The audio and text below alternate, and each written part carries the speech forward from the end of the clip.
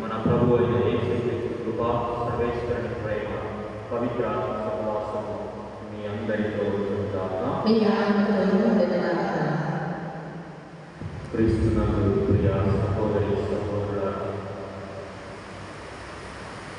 నిన్నటి దినమున క్రీస్తు భగవంతుడు తిబెరియా సరస్సు తీరమున ఉంటున్నాడు.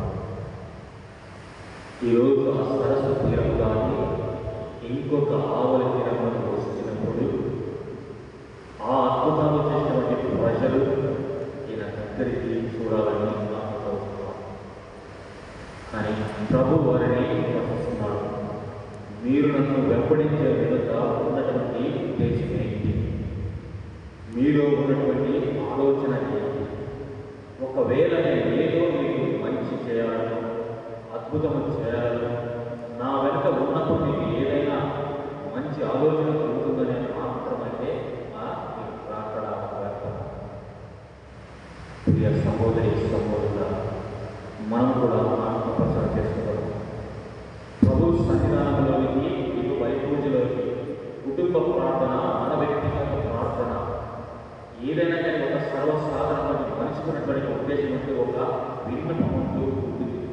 ఆ విన్నపం వెనక కూడా నాకు నేను పోవలసిన మార్గంలో నేను ఉండవలసిన సన్నిధి నిజంగా క్రీస్తు భగవంతుడే అన్నటువంటి ఆలోచనలోనే మనము రావాలి, మెలగాలి. ఏదో మనకు జరుగుతుంది అనేటువంటి ఆలోచన వచ్చినప్పుడు ఆ ప్రార్థన, ఆ దివ్యబలి పూజ, ఆ కుటుంబ అంతా కూడా వ్యర్థంగా మారుతుంది. మీరు నన్నుగా ప్రేమించి వచ్చినప్పుడే మీరు అనుకున్నది ప్రతిదీ నెరవేరవలసిందని ప్రభు ఈరోజు మనకు సెలవిస్తున్నారు.